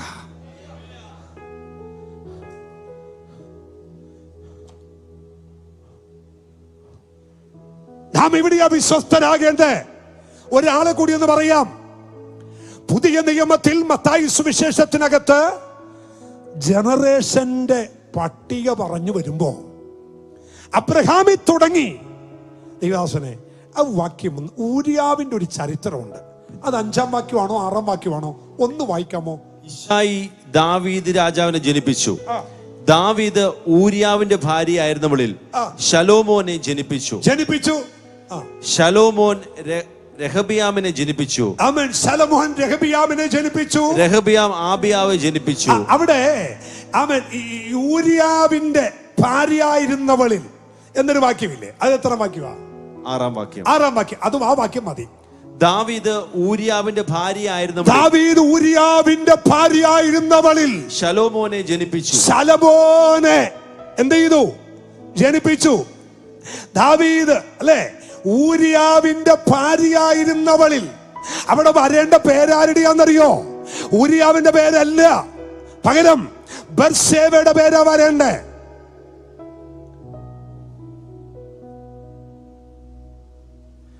ദാവീദിനെ ജനിപ്പിച്ച ചരിത്രം വരുമ്പോൾ, അല്ലെങ്കിൽ ശലോമോനെ ജനിപ്പിച്ച ചരിത്രമൊക്കെ വരുമ്പോ അവിടെ പറയേണ്ടത് ആരുടെയാന്നറിയോ? ബത്ശേബയുടെ പേരാ. പക്ഷെ പരിശുദ്ധാത്മാവിന് തെറ്റിയില്ല. അവിടെ പറയുന്നു, ആമേൻ, ഊരിയാവിന്റെ ഭാര്യയായവളിൽ. ആരാ ഊരിയാവ്? അറിയാത്തവർക്ക് വേണ്ടി പറയാം. ഊരിയാവ് എന്ന് പറയുന്നത് ഒരു സാധാ പട്ടാളക്കാരൻ. ഒത്തിരി സ്റ്റാറൊന്നും ഇല്ല. 2 വര മാത്രമേ ഉള്ളൂ എന്ന് പറഞ്ഞ പെട്ടെന്ന് മനസ്സിലാവുമല്ലോ. 2 വര മാത്രമേ ഉള്ളൂ, ഒത്തിരി സ്റ്റാറൊന്നുമില്ല. അങ്ങനെ ഒരു സാധാ പട്ടാളക്കാരൻ. പക്ഷെ പുള്ളിയുടെ ഭാര്യ അതിസുന്ദരിയായിരുന്നു. ദാവീദ് രാജാവിന് അവളൊരു ഇഷ്ടമൊക്കെ തോന്നി. ഭാര്യയാക്കാൻ ശ്രമിച്ചു, അവിവേകമൊക്കെ കാണിച്ചു. കുറച്ചു ദിവസം കഴിഞ്ഞപ്പോ നല്ല യുദ്ധം നടക്കുക. യുദ്ധം തുടങ്ങിയിട്ട് മാസങ്ങളായി. പട്ടാളവും സൈന്യമെല്ലാം യുദ്ധക്കളത്തിൽ പൊരിഞ്ഞ യുദ്ധം നടക്കുക. അപ്പോൾ അതേ യുദ്ധക്കളത്തിൽ നിന്ന് യുദ്ധം ചെയ്യുന്ന ഒരു സാധാ പട്ടാളക്കാരനാണ് ഊരിയാവ്. ഊരിയാവിന്റെ ഭാര്യയിൽ മോഹം തോന്നുകയും ആ മനുഷ്യൻ ആ പെൺകുട്ടിയോട് അവിവേകം കാണിക്കുകയും ചെയ്തു. ദിവസങ്ങൾ കഴിഞ്ഞപ്പോൾ ദാവീദ് ഒരു വാർത്തയറിഞ്ഞു. ഊരിയാവിന്റെ ഭാര്യ ആയ ബത്ശേബ പൂർണ്ണ ഗർഭിണിയാണ്. രാജാവല്ലേ, എങ്ങനെയെങ്കിലും ഈ നാണക്കേട് ഒഴിവാക്കണ്ടേ? ഉടനെ ഒരു കത്തെഴുതി യുദ്ധക്കളത്തിലേക്ക് യോബാവിന് കൊടുത്തു. അതിങ്ങനെയാണ്, ആ യുദ്ധക്കളത്തിൽ യുദ്ധം ചെയ്യുന്ന ആ പട്ടാളക്കാരനുണ്ടല്ലോ ഊരിയാവിനെ, അവനെ 2 ദിവസത്തേക്ക് ഒന്ന് വീട്ടിലേക്ക് അഴക്കണം. എന്തിനാന്നൊന്നുമില്ല, വീട്ടിലേക്ക് വന്നു. വീട്ടിൽ വരുന്നതിന് മുമ്പ് രാജാവിനെ കണ്ടിട്ട് വേണം പോകാൻ. നേരെ കൊട്ടാരത്തിൽ വന്നു. കൊട്ടാരത്തിലെ ചെങ്കടികളോട് ദാവീദ് ഇണക്കി നിർത്തി അവനെ കുടിപ്പിച്ച് മധോമത്തരാക്കി വേണം ഭവനത്തിലേക്ക് വിടാൻ. ദാവീദ് പറഞ്ഞതുപോലെ അവൾ ചെയ്തു. ആ മനുഷ്യനെ മൂക്കറ്റം കുടിപ്പിച്ചു, മദ്യപിപ്പിച്ചു, ലക്കിടുന്നത് വരെ മദ്യപിപ്പിച്ചു. എന്നിട്ട് സൂര്യൻ അസ്തമിക്കാറായപ്പോൾ എല്ലാവരും ഊരിയാവോട് പറഞ്ഞു, ഇനി നീ നിന്റെ വീട്ടിലേക്ക് പൊക്കൊള്ളുക. എല്ലാവരും കൊട്ടാരത്തിന്റെ വാതിലടച്ച് രാജാവിനെ സുരക്ഷിതമാക്കി എല്ലാവരും കൊട്ടാരത്തിൽ കയറി. സൂര്യൻ അസ്തമിച്ചു. മണിക്കൂറുകൾ കഴിഞ്ഞ് സൂര്യൻ ഉദിച്ചപ്പോൾ പാറാവുകാരൻ ആദ്യം കണ്ട കാഴ്ച എന്നാന്നറിയാമോ? കൊട്ടാര വാതിക്കലിൽ ഒരുവൻ വിലങ്ങ് തടി പോലെ കിടക്കുന്നു. ആരാണ്? ഊരിയാവ് കിടക്കിയ. ഉടനെ കാവൽക്കാരൻ രാജാവിന് വിവരം അറിയിച്ചു. രാജാവേ, ഊരിയാവ് വാതിക്കൽ കിടപ്പുണ്ട്, അവൻ പോയിട്ടില്ല. അവനെ വിളിച്ചിവിടെ വരാൻ പറഞ്ഞു. ദാവീദ്, ഊരിയാവേ, നിനക്ക് ഞാൻ പെർമിഷൻ തന്നില്ലേ? 3 ദിവസം ഒരാഴ്ച ലീവ് തന്നില്ലേ? നോക്ക്, പട്ടാളത്തിൽ 1000കണക്കിന് പട്ടാളക്കാരുണ്ടായിട്ട് നിനക്ക് എന്നോട് സ്നേഹമുള്ളത് കൊണ്ട് നിനക്ക് മാത്രം ലീവ് തന്ന് വീട്ടിലേക്ക് അയച്ചിട്ടും നീ എന്നോട് വീട്ടിൽ പോകാഞ്ഞ്? ഊരിയാവ് പറയുക, അയ്യോ യജമാനനെ, എന്റെ സഹോദരങ്ങൾ പടക്കളത്തിൽ യുദ്ധം ചെയ്യുമ്പോ എന്റെ യജമാനൻ ഈ കൊട്ടാരത്തിൽ സുരക്ഷിതമായിട്ടുണ്ടാകും എന്നെങ്ങനെ അറിയാം? അതുകൊണ്ട് ഞാൻ ഭവനത്തിൽ പോയി വിശ്രമിക്കില്ല. എന്റെ ഡ്യൂട്ടി ഇതാണ്. ഞാൻ ഇവിടം വിട്ടു പോവില്ല. 2ാമത്തെ ദിവസം വീണ്ടും കുടിപ്പിച്ചു. കണ്ണുനീര് വരും. ആ ചരിത്രം വായിച്ച ദാവീദിന്റെ സങ്കീർത്തനം പോലും വായിക്കത്തില്ല. പിന്നെയും കുടിപ്പിച്ചു. 2ാമത്തെ ദിവസം വീണ്ടും പറഞ്ഞു വിട്ടു. രാവിലെ എഴുന്നേറ്റപ്പോ അവൻ കിടക്കുന്നു. 2ാമത് ചോദിച്ചു, എന്നവിടെ പോകാഞ്ഞ്? മറുപടി കേൾക്കണോ? ദൈവത്തിന്റെ പെട്ടകം എപ്പോ വേണേലും പിടിക്കപ്പെടാം എന്ന നിലവാരത്തിൽ ഒരു യുദ്ധം നടക്കുമ്പോ ഞാൻ എങ്ങനെ പോയി എന്റെ ഭവനത്തിൽ സഹിക്കും? ആ മനുഷ്യന് നിങ്ങൾ നോക്ക്. ദാവീദ് ചെയ്ത് എന്നാന്ന് കേൾക്കണോ? കേട്ടോ? അടുത്ത ലെറ്റർ എഴുതി യോബാബിന് കൊടുക്കാൻ. ലെറ്റർ എന്താന്ന് ഞാൻ പിന്നെ പറയാം. യോബാബിന്റെ കയ്യിൽ കൊടുക്കാൻ ഊരിയാവിന്റെ കയ്യിൽ കൊടുത്തു വിട്ടിട്ട് പറഞ്ഞു, എത്രയും പെട്ടെന്ന് കൊണ്ടുപോയി പടത്തലവന്റെ കയ്യിൽ കൊടുക്കണം, യോബാബിന്റെ കയ്യിൽ കൊടുക്കണം. ഇത് ചുരുട്ടി മേടിച്ചുകൊണ്ട് സന്തോഷത്തോടെ ആഹ്ലാദത്തോടെ യുദ്ധക്കളത്തിലേക്ക് ഓടിച്ചെല്ലുന്നു. ഊരിയാവ് കൊണ്ടുപോയി ഈ കത്തങ്ങ് കൊടുത്തു. കത്ത് കൊടുത്തിട്ട് യോബാബ് ചോദിച്ചു, രാജാവ് സുഖമായിരിക്കുന്നോ? അവിടെ എല്ലാവരും സുഖമാ സാറേ എന്ന് പറഞ്ഞ് അവിടെ പുള്ളി പോയപ്പോ അടിച്ചു വെച്ച ആ കോട്ടൊക്കെ എടുത്തിട്ട് വീണ്ടും എടുത്ത് അവിടെ ഇരിക്കുന്ന വാളും എടുത്ത് ഉറയിലിട്ട് നേരെ യുദ്ധക്കളത്തിലേക്ക് പോകുക. അപ്പോഴാണ് ഊരിയാവ് ആ കൊണ്ടുവന്ന ലെറ്റർ ഈ പുള്ളി തുറക്കുന്നത്. ആദ്യത്തെ എഴുത്ത് വായിക്കണ്ടേ? യോബാബിന് രാജാവിന്റെ കൽപ്പന. ഈ കത്ത് കൊണ്ടുവരുന്ന ഊരിയാവിനെ അടുത്ത പട മുറുകുമ്പോൾ മുന്നിൽ നിർത്തണം. നിങ്ങളെല്ലാം പുറകിലേക്ക് മാറണം. അവനെ ഒറ്റയ്ക്ക് മുന്നിലേക്ക് തള്ളിയിട്ട് കൊടുക്കണം. അവന്റെ മേൽ വെട്ടുകൊള്ളുമ്പോൾ ആരും അവനെ രക്ഷിക്കാൻ മുതിരരുത്. എല്ലാവരും മാറിയേക്കണം. ആദ്യത്തെ വെട്ടിന് ഊരിയാവ് യുദ്ധക്കളത്തിൽ മരിക്കണം. ഞാനിത് വായിച്ചപ്പോൾ എന്റെ ഭാവനയിൽ ഞാൻ കണ്ടു, പടപ്പൊരുതി സൂര്യൻ ഉദിച്ചങ്ങ് പൊങ്ങിയപ്പോ യുദ്ധം സ്റ്റാർട്ട് ചെയ്തു. അരാം സൈന്യം എല്ലാം യുദ്ധം ചെയ്ത് മുന്നോട്ട് കയറി വന്നപ്പോ ഊരിയാവ് വാളും പിടിച്ചും മുന്നോട്ട് കയറി പൊരുതാൻ തുടങ്ങി. കുറെ പേര് ഊരിയാവിനെ ചുറ്റും വളഞ്ഞു. ഊരിയാവ് എങ്ങനെയെങ്കിലും രക്ഷപ്പെടാൻ പറ്റുമോ എന്ന് ചുറ്റും നോക്കിയപ്പോൾ തന്റെ കൂടെ യുദ്ധം ചെയ്യുന്ന ഒരു ഒറ്റെണ്ണമില്ല. എല്ലാവരും ഒരു വര വരച്ചിട്ട് ആ വരക്കപ്പുറത്തേക്ക് മാറി. ഊരിയാവിനെ രക്ഷിക്കാതെ, ഊരിയാവിനൊരു കൈത്താങ്ങൽ കൊടുക്കാതെ എല്ലാവരും മാറി നിന്നു. വെട്ടുകൊണ്ട് പിടഞ്ഞ് ആ മനുഷ്യ യുദ്ധക്കളത്തിൽ വീണത് ഉലകത്തിൽ ആരും കണ്ടില്ല. പക്ഷെ പരിശുദ്ധാത്മ പറഞ്ഞു, പുതിയ നിയമം എഴുതിയാൽ അവന്റെ പേരെഴുതാതെ എനിക്ക് എഴുതാൻ കഴിയത്തില്ല. പുതിയ നിയമത്തിൽ ആത്മാവ് തൂലിക ചലിച്ചപ്പോൾ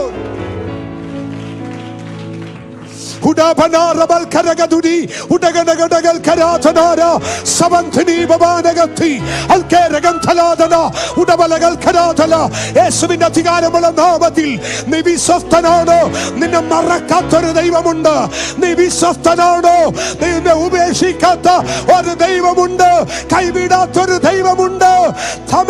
തള്ളിക്കളയാത്തൊരു ദൈവമുണ്ട്. അമ്മേ, അമ്മേ. ലേവി എന്ന ചുങ്കക്കാരനായ മത്തായി സുവിശേഷം എഴുതുമ്പോ ആധികാരികമായിട്ട് തലമുറകളുടെ സിദ്ധാന്തങ്ങൾ കുറിച്ചു വെക്കുമ്പോ അബ്രഹാമിൽ എഴുതി തുടങ്ങി. 6-ാം വാക്യത്തിൽ വന്നപ്പോ പരിശുദ്ധാന്ന് പറഞ്ഞു, കുഞ്ഞെ നിക്കടാ, ലേവി നിക്ക്, മത്തായി നിക്ക്, ഒരാളുടെ പേര് എഴുതാൻ ഞാൻ പറഞ്ഞു തരാം. ആരുടെ എന്നറിയാമോ? എഴുത് മത്തായി. ആ ഊരിയാവിന്റെ പേരെഴുത്. ആ തൂലിക താഴെ വെച്ച് പലയാവർത്തി മത്തായി ചിന്തിച്ചു കാണും, ബേർശേബയല്ലേ ആമൻ പുള്ളിക്കാരൻ വിവാഹം കഴിച്ചത്? അങ്ങനെയാണെങ്കിൽ ദാവീദിന് ബേർശേബയിൽ ഉണ്ടായ മോൻ എന്ന് എഴുതിയ പോലെ ആത്മ പറഞ്ഞു, വേണ്ടടാ, വേണ്ട. ആമൻ സ്തോത്ര. ആ പടക്കളത്തിൽ രാജ്യത്തിന് വേണ്ടി, രാജാവിന് വേണ്ടി, ദൈവത്തിന് വേണ്ടി വീണ വിശ്വസ്തനുണ്ട്. അവനെ ഒരിക്കലും ദൈവം മാറ്റി നിർത്തുകയില്ല. കാണാനും കൈയടിക്കാനും പാട്ടുപാടാനും ആമേൻ നിങ്ങൾക്ക് ചൂളം വിളിക്കാനും ഒന്നും ആരുമില്ലെങ്കിലും ആക്കിയ സ്ഥലത്ത് നിങ്ങൾ വിശ്വസ്തയോടെ നിന്നാൽ ഈ പുസ്തകം കയ്യിൽ പിടിച്ചു പറയാം, ആർക്കും ലഭിക്കാത്തൊരു ദൈവിക നന്മ ദൈവം നിനക്ക് വേണ്ടി മാറ്റിവെച്ചിട്ടുണ്ട്. മാറരുത്, മാറരുത്. ഈ ദൈവത്തെ വിട്ട് മാറരുത്. അവന്റെ സാന്നിധ്യം വിട്ട് മാറരുത്. ഏൽപ്പിച്ച സ്ഥലത്ത് നിന്ന് നെല്ലിട പിന്മാറരുത്. ലീഡർഷിപ്പിനോട്, ദൈവപുത്രന്മാരോട് ആത്മ പറയുന്നു, നിങ്ങൾ ചെയ്യാൻ റെഡിയാകുക. സ്തോത്രം, സ്തോത്രം. അത്ഭുതം കണ്ടവരും വിടുതൽ കണ്ടവരൊന്നും ദൈവസന്നിധിയിൽ ദൈവത്തെ വിട്ടു പോവില്ല. ദൈവകൃപ മറക്കില്ല, ദൈവ സാന്നിധ്യം മറക്കില്ല. തിരുഭാഷ ഞാനിങ്ങനെ പറയും, ഈ നമ്മുടെ എല്ലാം ചർച്ചകളിൽ ഒരു പ്രശ്നമുണ്ട്. ഈ യഥാർത്ഥ ചെങ്കടൽ കണ്ട് മരുഭൂമി കയറിയവരുണ്ട്, പുറകിൽ ഫറവോന്റെ സൈന്യത്തെ കണ്ട് ഭയപ്പെട്ട് സ്തോത്രം പറഞ്ഞ് ഓടിക്കേറിയവരുണ്ട്. അവരൊരിക്കലും ദൈവത്തെ വിട്ടു പോവില്ല. ഒരല്ലലി എന്ന് പറഞ്ഞു, ഒരു സ്തോത്രം എന്ന് പറ. മനസ്സിലായി കാണില്ലെന്ന് എനിക്കറിയാം. മുൻപിൽ നിന്നവരും പുറകിൽ നിന്നവരും ഒരിക്കലും ദൈവത്തെ വിട്ടു പോവില്ല. കാരണം അവര് മുന്നിലേക്ക് ഇറങ്ങുമ്പോൾ കാണുന്ന കാഴ്ച ഈ ചെങ്കടൽ എന്ത് ചെയ്യുന്നു? മാറിക്കൊണ്ടിരിക്കുന്നു. ഈ കാഴ്ച മരണം വരെ കണ്ണിന് മുമ്പിൽ നിന്ന് മാറില്ല. ഇനി പുറകിൽ നിന്നവരുടെ അവസ്ഥ, പുറകോട്ട് നോക്കുമ്പോൾ ആര് വരുന്നു? ഫറവോൻസ്. ഇതും അവർ ആയുസ്സിൽ മറക്കില്ല. ഇതിന്റെ രണ്ടിന്റെയും കൂട്ടത്തിൽ നടുക്ക് നിന്ന കുറെ പേരുണ്ട്. അവരും മരുഭൂമിയിൽ എത്തി. അവര് നിലം തൊടാതെ എത്തിയവരാ. ഒരു സ്തോത്രം പറഞ്ഞേ. വർഷങ്ങൾക്ക് മുമ്പ്, രക്ഷിക്കപ്പെടുന്നതിന് മുമ്പ് ഒരു സിനിമ കാണാൻ പോയി. സരിത സവിത തിയേറ്ററിലാണ് പോയത്, എറണാകുളത്ത്. ഭയങ്കര ക്യൂ, അകത്ത് കയറാനേ പറ്റുന്നില്ല. മുൻപിലും ക്യൂ, പുറകിലും ഒക്കെ ക്യൂ. എന്തായാലും ടിക്കറ്റ് എടുക്കാൻ തീരുമാനിച്ചു. ഒരു കമ്പിയുടെ പുറത്തൂടി ചാടി. നടന്നു പോകാനൊക്കത്തില്ല. ഒരാൾ പൊക്കം കഴിഞ്ഞാൽ പിന്നെ ഒരു 2 അടി ഹൈറ്റേ ഉള്ളൂ. അവിടെ ഇരുമ്പിന്റെ കമ്പിയാ. ആ കമ്പി വഴി മുകളിൽ കൂടി കമ്പിയെ പിടിച്ച് തൂങ്ങിക്കേറി ഒരു കണക്കിന് ഞാൻ നടുക്കെത്തി. എന്തായാലും കൗണ്ടർ തുറന്നപ്പോ ഞാൻ ഫ്രണ്ടിലെത്തി. എനിക്കിപ്പോഴും അറിയില്ല എങ്ങനെ എത്തിയെന്ന്. എന്നാന്നറിയോ? ഈ മുമ്പിൽ നിന്നുള്ള ആ കുതിക്കലും പുറകിൽ നിന്നുള്ള തിക്കും കൂടി ആയപ്പോ എന്നെ നിലം തൊടാതെ കുറച്ച് പേര് ഫ്രണ്ടിൽ കൊണ്ട് നിർത്തി. ഇങ്ങനെ കുറെ പേര് വന്നു കയറും. സ്തോത്രം. മനസ്സിലായി കാണുമല്ലോ ഇതെന്താ പറഞ്ഞതെന്ന്.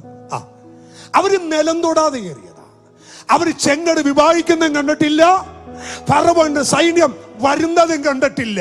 ആരൊക്കെയോ തിക്കിക്കേറ്റിയതാ, ആരൊക്കെയോ തള്ളിക്കേറ്റിയതാ.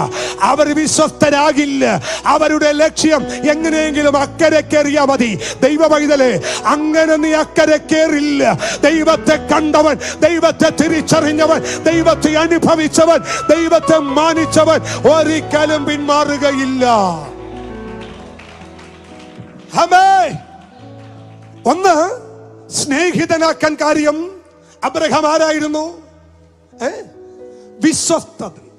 അമ്മേ, ഞാൻ ആ ഭാഗം പറഞ്ഞു പിടിക്കുക. നിങ്ങളുടെ അകത്ത് ഈ ചിന്ത ഉണ്ടാവട്ടെ.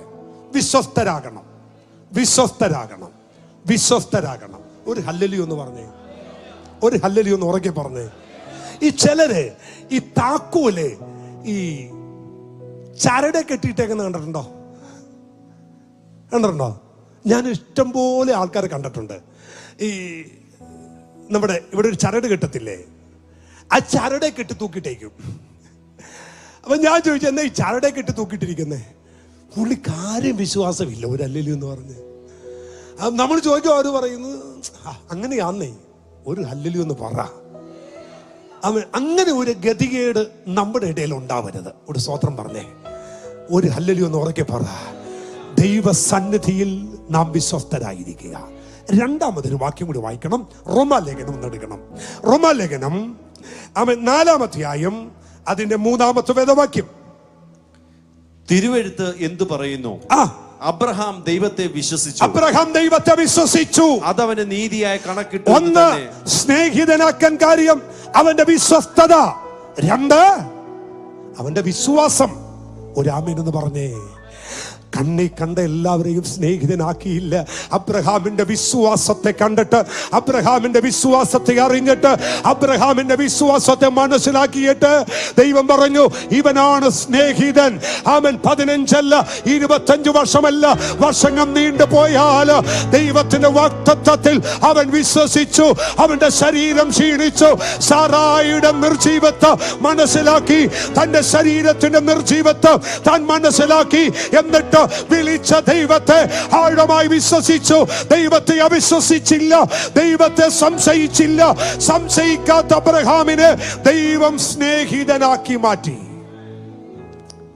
ഈ രണ്ട് കാര്യം നിങ്ങൾ മറക്കല്ലേ. സ്നേഹിതനാക്കാനുള്ള ഒന്നാമത്തെ കാര്യം തന്റെ വിശ്വസ്തത, രണ്ടാമത്തെ കാര്യം വിശ്വാസം. നിങ്ങളുടെ വിശ്വാസം നഷ്ടപ്പെടാതിരുന്നാൽ നിങ്ങളും ദൈവത്തിന്റെ സ്നേഹിതനായി മാറും. ഇനി ദൈവത്തിന്റെ സ്നേഹിതനാകാൻ അബ്രഹാമിൻ ദൈവത്തെ ആരായിട്ട് കണ്ടു? ഞാൻ ഒന്നുകൂടി പറയാം. ദൈവം അബ്രഹാമിനെ സ്നേഹിതനാക്കാൻ രണ്ട് കാര്യം ദൈവം കണ്ടു. അബ്രഹാമിൽ എന്തായിരുന്നു? വിശ്വസ്തനായിരുന്നു, വിശ്വാസമുള്ളവനായിരുന്നു. ഇനി ഈ ദൈവത്തെ സ്നേഹിതനായി കൂട്ടുപിടിക്കാൻ അബ്രഹാം ദൈവത്തിൽ കണ്ട ചില ക്വാളിറ്റി ഉണ്ട്. ഒന്ന് വേഗത്തിൽ എടുത്ത് വായിച്ചാൽ നല്ലതാ. അപ്പോസ്തലപ്രവൃത്തി 7-ാമത്തെ അധ്യായം 1, 2, 3 വേദവാക്യങ്ങൾ. ഇത് ഉള്ളത് തന്നെയോ എന്ന് മഹാപുരോഹിതൻ ചോദിച്ചതിന് അവൻ പറഞ്ഞത്, സഹോദരന്മാരും പിതാക്കന്മാരുമായ പുരുഷന്മാരെ കേൾപ്പീൻ. നമ്മുടെ പിതാവായ അബ്രഹാം ഹാരാനിൽ വന്ന് പാർക്കും മുമ്പേ മെസൊപ്പൊത്താമ്യയിൽ ഇരിക്കുമ്പോൾ തന്നെ തേജോമാനായ ദൈവം അവന് പ്രത്യക്ഷനായി. അബ്രഹാം ദൈവത്തെ കൂട്ടുപിടിക്കാൻ ഒരു കാരണമുണ്ട്.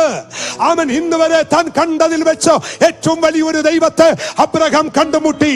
ആ ദൈവത്തിന്റെ പേരെന്താണ്? തേജോമയനായ ദൈവം, തേജസ് വാരി ചുറ്റിയ ദൈവ, ആമേ പ്രകാശം വലയം ചുറ്റി നിൽക്കുന്ന ഒരു ദൈവ. ഇന്ന് രാത്രി വേളയിൽ എത്ര പേർക്ക് വിശ്വാസമുണ്ട്? എവിടെയെങ്കിലും കൊണ്ടുപോയി വെച്ചാൽ അനങ്ങാതിരിക്കുന്ന തുണ്ടമായ ദൈവത്തെ അല്ല ഇന്ന് രാത്രി നാം ആരാധിക്കുന്നത്. ഒരു തേജോമയനായ ദൈവ, വെളിച്ചമായ ഒരു ദൈവ, അത്ഭുതങ്ങളുടെ ദൈവ.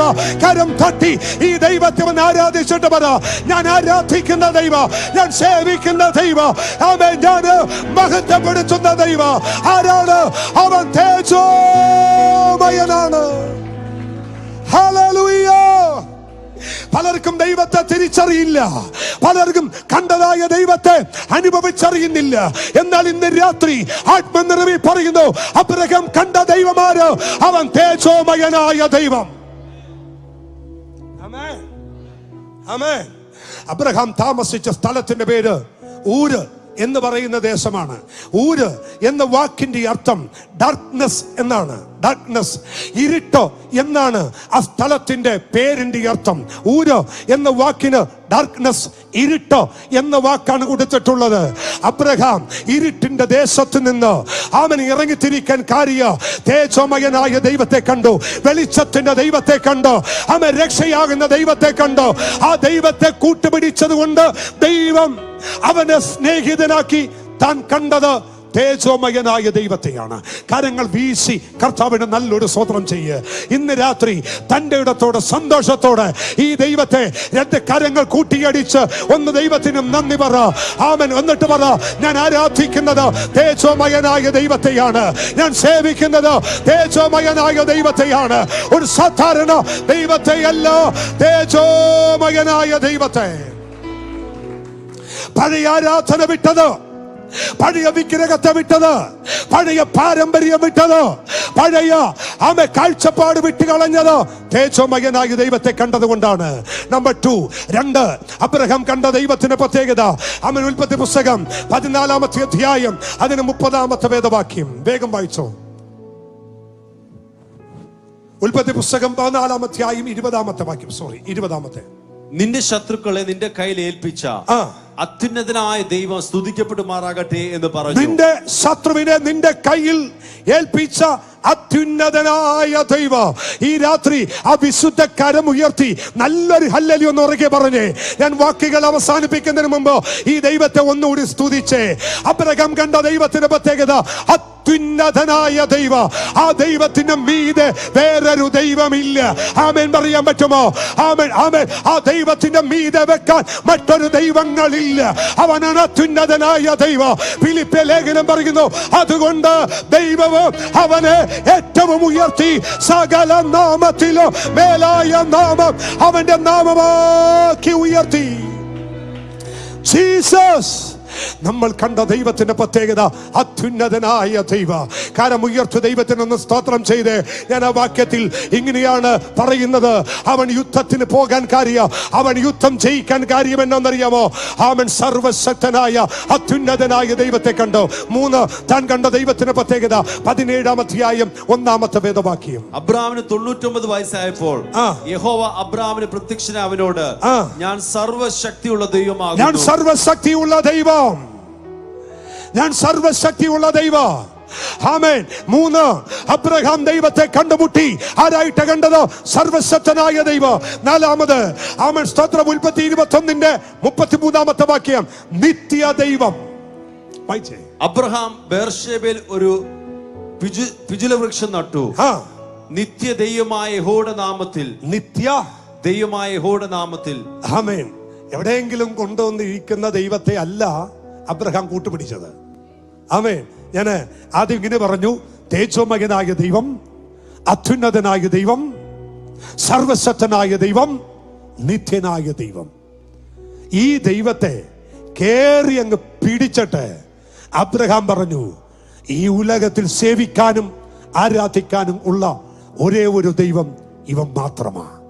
ഈ ദൈവത്തെ മുറുകെ പിടിച്ച് മുന്നേറിയപ്പോൾ ദൈവം അബ്രഹാം വിളിച്ച പേരാണ് എൻ്റെ സ്നേഹിതൻ. ഞാൻ അവസാനിപ്പിക്കുക. 2 കാര്യങ്ങൾ ഞാൻ എടുത്തു പറഞ്ഞു. ദൈവം അബ്രഹാമിനെ സ്നേഹിതനാക്കാൻ കാര്യം, 1 അവന്റെ വിശ്വസ്തത, അവന്റെ വിശ്വാസം. അബ്രഹാം ദൈവത്തെ മുറുകെ പിടിക്കാനുള്ള കാര്യം ദൈവത്തിന്റെ 4 ക്വാളിറ്റിയാണ്. തേജോമയനായ ദൈവം, അത്യുന്നതനായ ദൈവം, സർവശക്തനായ ദൈവം, നിത്യനായ ദൈവം. നമ്മുടെ കണ്ണുകളടേക്കാം. നമുക്ക് ദൈവത്തോട് പ്രാർത്ഥിക്കാം. ഒരു നിമിഷം എല്ലാ കണ്ണുകളും ഒന്ന് അടയട്ടെ. ആത്മാർത്ഥതയോടെ ഒരു വാക്ക് നിങ്ങൾക്ക് വേണ്ടി പ്രാർത്ഥിക്കാൻ ഞാൻ കർത്താവിൽ ശരണപ്പെടുകയാണ്. അവൻ ഈ നിമിഷം എല്ലാ കണ്ണുകളും അടച്ച് ആത്മാർത്ഥമായി ദൈവത്തോടെന്ന് പറയാമോ? പ്ലീസ്. എല്ലാ ദൈവപുത്രന്മാരും എല്ലാ ദൈവദാസിമാരും നിങ്ങളായിരിക്കുന്നിടത്ത് ആത്മാർത്ഥമായിട്ട് ഒന്ന് പ്രാർത്ഥിക്കണം. ദൈവദാസനെ ഞാൻ ഒരു ചെറിയ സജഷൻ ചോദിക്കുക. ഇവിടുത്തെ അഭിഷിക്തന്മാർക്ക് വേണ്ടിയാണെന്ന് പ്രാർത്ഥിച്ചോട്ടെ പ്ലീസ്. ആമേൻ. ഈ ചർച്ചിലെ ശുശ്രൂഷകന്മാർ പ്ലീസ് ഒന്ന് മുന്നോട്ട് വരാമോ? നിങ്ങൾക്ക് വേണ്ടി പ്രാർത്ഥിക്കാൻ ഒരു നിയോഗം ദൈവം തരുന്നു. ഒരു വാക്ക് നിങ്ങൾക്കായി പ്രാർത്ഥിക്കണം. ഇന്ന് രാത്രി വളരെ ശക്തമായി ദൈവത്തിന്റെ ആത്മാവ് ആമേൻ മുന്നോട്ട് വന്നാട്ടെ, വേഗത്തിൽ വന്നാട്ടെ. കർത്താവ് നിങ്ങളോട് അറിയിച്ച ഒരു ദൂതുണ്ട്. ഈ ദിവസങ്ങളിൽ നിങ്ങളെ വിളിച്ച വിളിക്കനുസരിച്ച് നിങ്ങൾ വിശ്വസ്തയോടെ ദൈവം നിങ്ങളുടെ മേൽ പകർന്ന ആ വിളിയും തെരഞ്ഞെടുപ്പും മനസ്സിലാക്കി മുന്നേറിയാൽ അതിശക്തമായ ഒരു ശുശ്രൂഷ ഈ ദിവസം ദൈവം നിങ്ങളെ കൊണ്ട് ചെയ്യിക്കും. എല്ലാവരും ശക്തമായിട്ടൊന്ന് പ്രാർത്ഥിച്ചേ, ശക്തമായിട്ടൊന്ന് പ്രാർത്ഥിച്ചേ, ശക്തമായിട്ടൊന്ന് പ്രാർത്ഥിച്ചേ.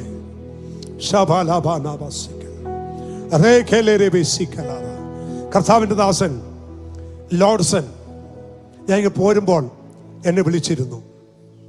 ഈ ചർച്ചും ഈ ദൈവദാസനും കാണിച്ച കൂട്ടായ്മകൾക്ക് നന്ദി പറയാൻ പറഞ്ഞു. ഒരു കാര്യം സമയം പോയിന്ന് എനിക്കറിയാമെങ്കിലും എടുത്തു പറയുക. താൻ ആക്സിഡന്റിൽ പെട്ട് തൻ്റെ കുടലെല്ലാം മുറിഞ്ഞ് സർജറി ചെയ്തു, കാലെല്ലാം ഒടിഞ്ഞു, വളരെ സീരിയസ് ആയിട്ട് കിടക്കുകയാണ്. അന്ന് രാവിലെ എന്നെ തിരുവനന്തപുരത്ത് നിന്ന് വിളിച്ചിട്ട് പറയുക, താൻ ഒമിറ്റ് ചെയ്യാൻ തുടങ്ങി, വീണ്ടും ആ കുടൽ കട്ട് ചെയ്ത് സർജറി ചെയ്യണം, ഫ്ലൂയിഡ് എല്ലാം പോകാൻ തുടങ്ങി. എന്ന് വെച്ചാൽ ഒരു ക്രിട്ടിക്കൽ സ്റ്റേജിലേക്ക് താൻ മാറി. ചർച്ച് മുഴുവൻ വാവിട്ട് കരയാൻ തുടങ്ങി. എന്ത് ചെയ്യണമെന്നറിയില്ല. പക്ഷെ ഒരു സംഭവം നടന്നു.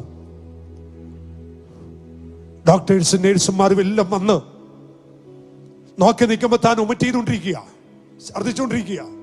ഉടനെ അവർ പറഞ്ഞു, ആദ്യം കട്ട് ചെയ്തു, വീണ്ടും കട്ട് ചെയ്യാൻ വേണ്ടി ഓപ്പറേഷൻ തിയേറ്ററിലേക്ക് കൊണ്ടുപോകുന്ന വഴി ആ സ്ട്രെച്ചറിൽ അകത്തോട്ട് കൊണ്ടുപോകുമ്പോൾ ഒരു മനുഷ്യൻ ഓടിപ്പിടിച്ച് അതിനകത്തേക്ക് കയറി ചെന്നു. അത് ഈ ദൈവ മനുഷ്യനാണ്. കേറ്റുന്നില്ലായിരുന്നു അല്ലേ, ആരെയും കേറ്റുന്നില്ലായിരുന്നു. പക്ഷെ പാസ്റ്റർ പറഞ്ഞു, എനിക്ക് കയറണം, എനിക്ക് പ്രാർത്ഥിക്കണം. സർജറിക്ക് വേണ്ടി ആ ഡോറിന്റെ വാതിക്കെ നിൽക്കുക. ഈ ദൈവദാസൻ കയറി കൈവച്ച് പ്രാർത്ഥിച്ചു. അകത്തോട്ട് കയറ്റി സർജറിക്ക് വേണ്ടി കയറ്റി. അടുത്ത ചെക്കപ്പ് കഴിയുമ്പോൾ ആ കട്ടായത് അവിടെ കാണാനില്ല. ആ സെക്കൻഡിൽ കർത്താവ്, ഞാനിങ്ങനെയാ പറയുന്ന, ഒരു പുതിയ കുടൽ അവിടെ വെച്ചു. ഇത് ആരുടെയും കേട്ട് കേൾവിയോ വായിച്ചതുമല്ല, ഇത് ഞങ്ങളുടെ അനുഭവമായത്. സ്തോത്രം. ചർച്ച മുഴുവൻ വാവിട്ട് കരയുക. കാരണം ഒരു സർജറി കഴിഞ്ഞു, ഒമറ്റിങ്, ഇതെല്ലാം കഴിച്ചതെല്ലാം ഇങ്ങനെ ഫ്ലൂയിഡ് പുറത്തോട്ട് വന്നിട്ട് മരണത്തിലേക്ക് പിശാച് വലിച്ചു വിടാൻ അവസരം നോക്കുമ്പോൾ ഈ അഭിഷേകത്തിന് ആത്മനിയോഗത്തിൽ ചെന്ന് പ്രാർത്ഥിച്ചു. ആ സെക്കൻഡിൽ തന്നെ കർത്താവ് സൗഖ്യമാക്കി.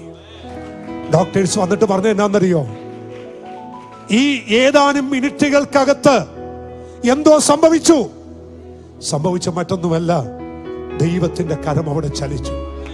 എനിക്കറിയാം ദൈവം ഉപയോഗിക്കുന്ന ഒരു അഭിഷിക്തന്റെ കൂടെ നിൽക്കുന്നവരാ നിങ്ങൾ. ദേവദാസന് സംസാരിക്കാൻ വയ്യ, ഞാനിവിടെ വന്നപ്പോൾ എന്നെ കൈ മാത്രം കാണിച്ചു. ഞാൻ ആ ദേവദാസന് അനുവാദം ചോദിച്ചിട്ടാ. കാരണം വർഷങ്ങളായിട്ട് ഞാൻ ഈ ചർച്ചിൽ വന്ന് പ്രസംഗിക്കുന്നതാണ്. നിങ്ങൾ ഒരുമിച്ച് കൈകോർത്തി പട്ടണത്തിൽ നിന്നാൽ ദൈവം നിങ്ങളുടെ കൂടെ നിൽക്കും. സ്തോത്രം. ആമേൻ. എനിക്ക് എഴുതാനും അറിയില്ല, വായിക്കാനും അറിയില്ല, എനിക്ക് ഇംഗ്ലീഷ് അറിയില്ല, ഹിന്ദി അറിയില്ല, വേറെ ഒരു ഭാഷ അറിയില്ല. പക്ഷെ എൻ്റെ കൂടെ 10-38 ദൈവദാസന്മാരുണ്ട്. അവരെന്നേക്കം മിടുക്കന്മാരാ. പക്ഷെ അവർക്ക് ഞാൻ എന്നും ജീവനാകട്ടോ. അവർ എൻ്റെ കൂടെയായിരുന്നു. എന്നേക്കം നല്ല ലീഡർഷിപ്പ് അവർക്ക് ഇഷ്ടം പോലെയുണ്ട്. ലോർഡ്സൺ എന്നൊക്കെ പറയുന്നത് ദൈവം പല രാജ്യങ്ങൾ ഉപയോഗിക്കുന്നവരാ. പല സഭകൾ പറഞ്ഞു, ലോർഡ്സൺ ഞങ്ങളുടെ ചർച്ചിൽ വാ. ലോർഡ്സൺ പറഞ്ഞില്ല, എൻ്റെ ദൈവദാസനെ വിട്ട് ഞാൻ ഒരു സ്ഥലത്തും വരില്ല. ഒന്ന് നമുക്ക് കണ്ണടക്കാം. നമ്മുടെ ശുശ്രൂഷ വിജയം അതാ. എല്ലാ കണ്ണുകളും അടച്ചേ. ഇതൊരു തീരുമാനത്തിന്റെ രാത്രിയാകട്ടെ. സ്വർഗീയ പിതാവേ, അങ്ങയുടെ അഭിഷിക്തനോട് ചേർന്ന് ഈ ദൈവപുത്രന്മാർക്ക് വേണ്ടി അപ്പാ ഞാൻ പ്രാർത്ഥിക്കുന്നു. കർത്താവേ, ഇവര് വിശ്വസ്തരായി അങ്ങയ്ക്ക് വേണ്ടി അത്ഭുത ശുശ്രൂഷ ചെയ്യുന്നവരായി ഇവർ മാറുവാൻ ഞാൻ പ്രാർത്ഥിക്കുന്നു. ഇവിടെ കുടുംബങ്ങൾ, ഇവർ ഏൽപ്പിച്ച ആട്ടിൻകൂട്ടം, ഇവർ ഏൽപ്പിച്ച സെല്ലുകൾ എല്ലാം സമൃദ്ധിയാകട്ടെ. കർത്താവേ, ഇവരിൽ ആരും വലിയവരില്ല. ഇവരിൽ വലിയവൻ യേശുവാണ്. ഇവരിൽ വലിയവൻ യേശുവാണ്, ഇവരിൽ വലിയവൻ യേശുവാണ്. എല്ലാവരും ആ കരമൊന്ന് ഉയർത്തിക്കൊണ്ട് പറ, നമ്മളിൽ വലിയവൻ യേശുവാണ്. നമ്മളിൽ വലിയ ലീഡർഷിപ്പ് അല്ല, നമ്മളിൽ വലിയ സെൻട്രൽ പാസ്റ്റർ അല്ല, നമ്മളിൽ വലിയ പ്രസിഡന്റ് അല്ല, നമ്മുടെ നടുവിൽ വലിയവൻ യേശുവാണ്. കർത്താവേ, ആ കാഴ്ചപ്പാടിലേക്ക് നിന്റെ കുഞ്ഞുങ്ങൾ കടന്നു വരട്ടെ. പിതാവിന്റെയും പുത്രന്റെയും പരിശുദ്ധാത്മാവിന്റെ നാമത്തിൽ നിന്റെ ജനത്തെ ഞാൻ അനുഗ്രഹിക്കുന്നു. ക്രിസ്തുയേശുവിൻ നാമത്തിൽ പിതാവേ. എല്ലാവർക്കും ദൈവസന്നിധി